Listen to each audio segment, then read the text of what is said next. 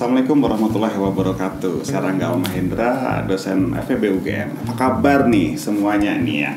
Gimana nih, masih menjalani karantina mandiri nih ya di rumah ya? Asik-asik aja karena mungkin Anda merasa ini menjadi momen ya, menjadi patriot bangsa melalui rebahan. Atau malah justru bosen luar biasa nih karena pengen supaya segera PSBB ini segera berakhir. Nah, memang kita tahu ya, Indonesia saat ini sedang menghadapi yang namanya pandemi virus corona. Tapi coba deh kita lihat gambar ini. Atau juga gambar ini. What? Apa sih yang dipikirkan oleh mereka ya? Kenapa ya masih ada sebagian dari masyarakat ini yang tidak patuh? Bahkan sampai ada nih yang berteriak-teriak ke jalan minta supaya PSBB ini segera diakhiri. Hancurkan PSBB. Bahkan lebih parah lagi nih, di tengah pandemi seperti ini, justru di Amerika sedang terjadi demonstrasi besar-besaran dan juga penjarahan massal di berbagai pusat perbelanjaan. Kenapa ya ini bisa terjadi? Nah, itulah sebabnya episode KHSP kali ini kita akan membahas tentang fenomena yang disebut sebagai civil disobedience atau ketidakpatuhan sipil. Nah, kita akan melihatnya dengan kacamata teori psikologi sosial. Jadi mari yuk kita saksikan bersama-sama episode KHSP kali ini.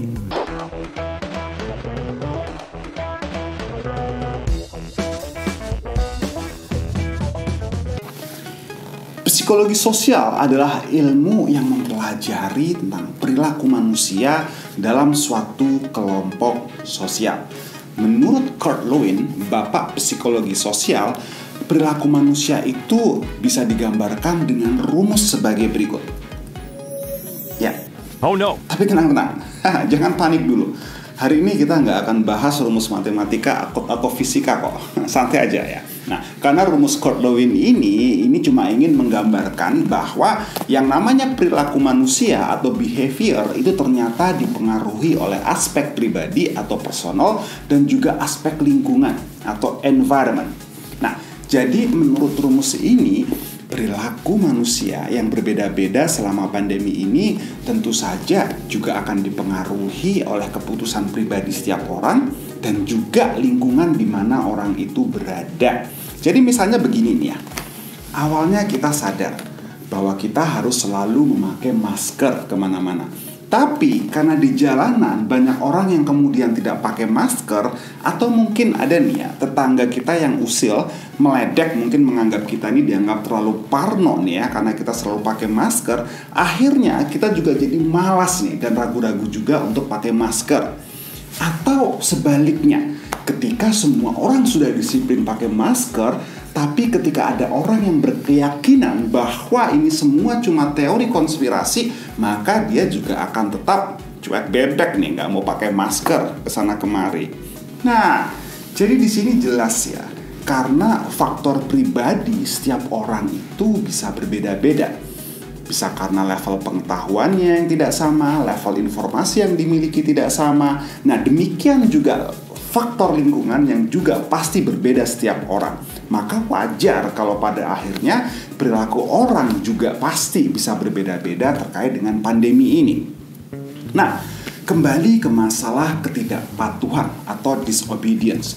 Tentu saja kita juga bisa melihat ini dari dua faktor. Faktor pribadi seperti psikologis, pengetahuan, dan kesadaran tiap orang yang berbeda-beda, dan juga faktor lingkungan. Nah, kita bahas yang pertama dulu nih. Ketidakpatuhan dari aspek psikologis pernah diteliti oleh seorang behavioral scientist bernama Jack Brand pada tahun 1966. Ia memperkenalkan sebuah teori yang dia namakan sebagai teori psychological reactance, yang mengatakan bahwa ketika seseorang itu dibatasi hidupnya atau diambil haknya, maka ia akan cenderung untuk memberontak atau mengambil kembali kebebasan yang hilang ini melalui perlawanan. Nah, teori psychological reactance atau reaktansi psikologis ini sering juga disebut sebagai reverse psychology. Semakin dilarang justru semakin melawan. Nah, kita mungkin sudah familiar ya dengan kejadian seperti ini. Kita melihat ada tulisan dilarang injak rumput. Tapi rumputnya malah yang paling botak biasanya di situ. Atau dilarang buang sampah nih di gang. Malah bisa lihat sendiri sampahnya juga paling banyak menumpuk di gang itu. Atau dilarang selingkuh. Malah kita jadi terpacu untuk diam-diam aja nih untuk selingkuh. Nah, ini sudah pernah kita bahas ya sebelumnya dalam episode KHSB, apa itu cognitive bias. Jadi silahkan nanti bisa ditonton lagi video ini ya. Nah, dari teori cognitive science yang lain, ada yang namanya itu disebut sebagai bias konfirmasi atau confirmation bias, yaitu kecenderungan seseorang untuk mencari informasi yang bersifat membenarkan atau mengkonfirmasi opini yang dimiliki sebelumnya, dan cenderung untuk menolak atau mengabaikan informasi lain yang tidak sesuai dengan opininya itu. Jadi kecenderungan orang untuk mencari pembenaran, bukan kebenaran. Misalnya begini, ada orang yang beropini bahwa pandemi ini cuma konspirasi. Maka ia akan mencari informasi yang akan mendukung opininya ini. Dia akan menggunakan kata kunci dan menemukan artikel-artikel yang hanya akan memperkuat opininya.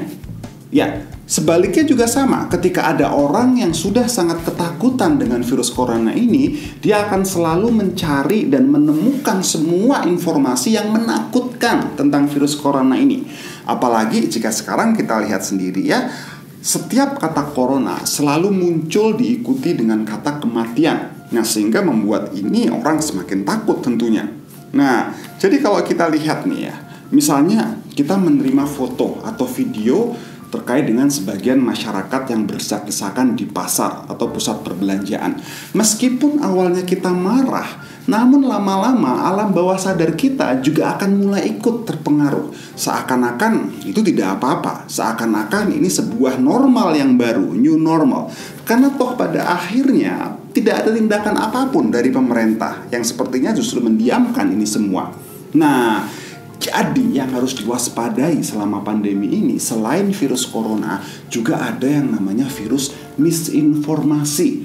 Terkadang bentuknya bisa berupa hoax, penuh bumbu tak sedap yang menyebar cepat dan sangat menular melalui berbagai media, termasuk grup WhatsApp Anda semua nih.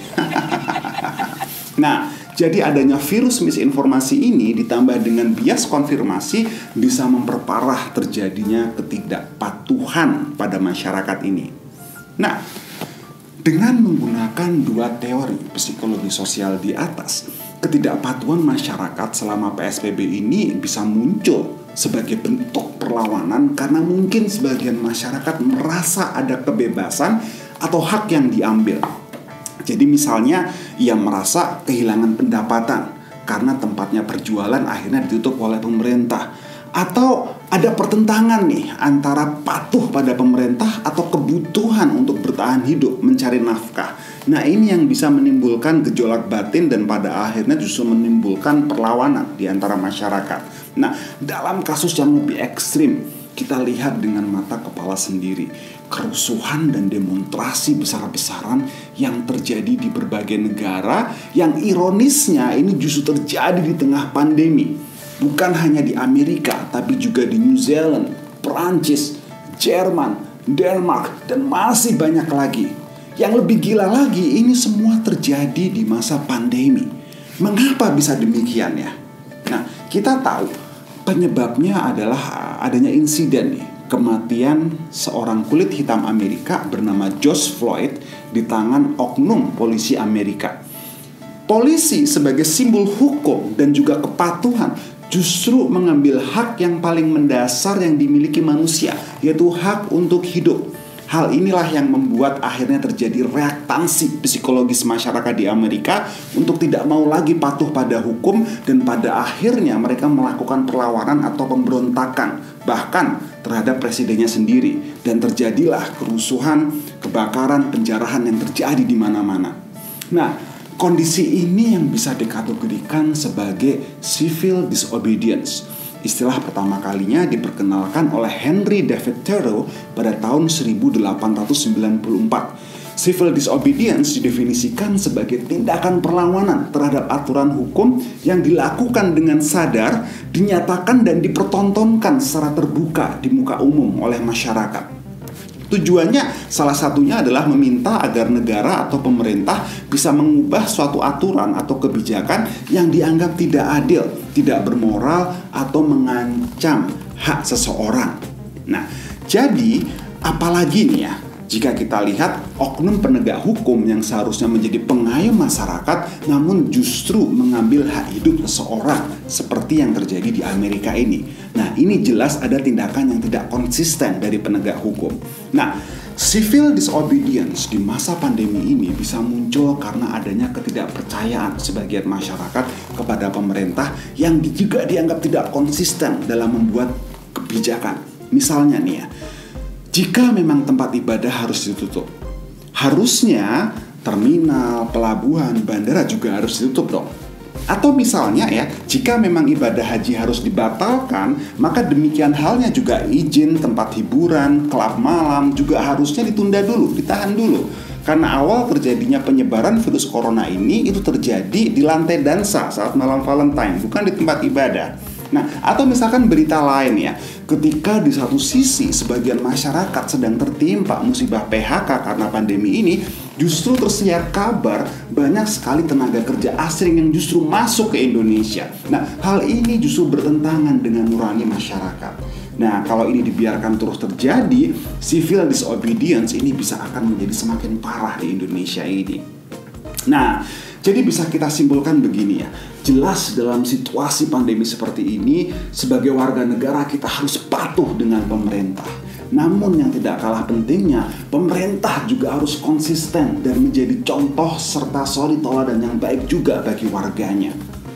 Akan selalu muncul dilema, apakah sebaiknya pemerintah atau kita semua mengutamakan keselamatan atau menjaga putaran roda ekonomi ya? Nah, kalau itu pertanyaannya, saya punya jawaban yang sederhana.